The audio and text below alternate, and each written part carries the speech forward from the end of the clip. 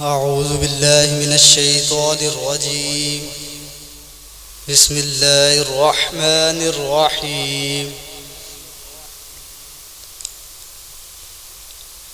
فبما رحمة من الله لنت لهم ولو كنت فظا غليظ القلب لانفضوا من حولك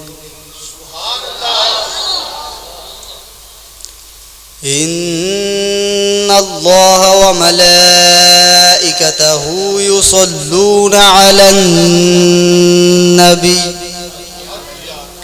يا أيها الذين آمنوا صلوا عليه وسلموا تسليما. صلاة والسلام عليك ومل جو دل کی سختی دور کرے اور دل میں نرمی پیدا کرنے کا سبب بنے، اسے حاصل کرنے کی کوشش کی جائے. حضرت سیدنا ابو ہریرہ رضی اللہ تعالی عنہ سے روایت ہے کہ آپ صلی اللہ علیہ وآلہ وسلم نے ارشاد فرمایا، بے شک اللہ تبارک و تعالی نرم دل اور پاک دل کو پسند فرماتا ہے اور نہ کہ سخت دل کو ناپسند فرماتا ہے. اور یہ ہمارے دل میں سختی آتی کہاں سے ہے، اور وہ کون سا ایسا عمل ہے جو ہم کرتے ہیں اور جس کی وجہ سے ہم سب کے دل میں سختی پیدا ہوتی ہے. فضول گفتگو سے دل میں سختی پیدا ہوتی ہے. یوں دل نہ تو کسی پہ رحم کرنے کا پر آمادہ ہوتا ہے اور نہ ہی کسی کے لیے ہمدردی کے جذبات پیدا ہوتے ہیں، اور یہ سب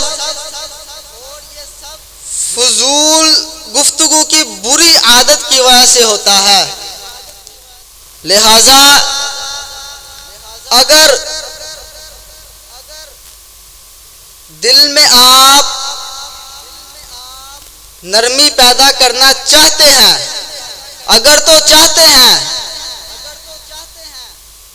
تو اپنی زبان کو فضول گفتگو سے بچائیں. اور فضول گفتگو کرنے کی وجہ سے ہمارے نقصانات کیا ہوتے ہیں؟ حضرت سیدنا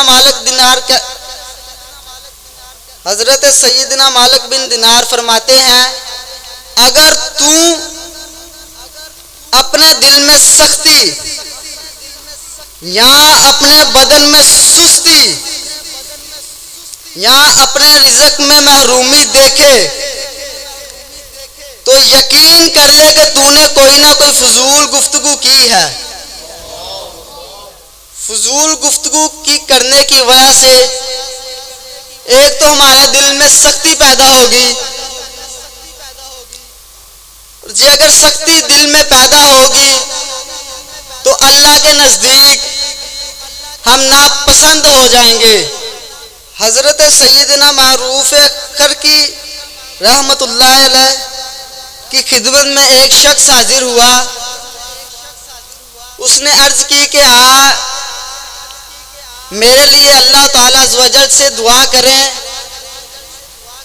کہ اللہ میرے دل میں نرمی پیدا کر دے. آپ نے اس کو ایک دعا بتائی، فرمایا یا ملین القلوب لین قلبی قبل ان تلین عند الموت. فرمایا یہ دعا پڑھا کر، اللہ تعالیٰ تیرے دل میں نرمی کر دے گا.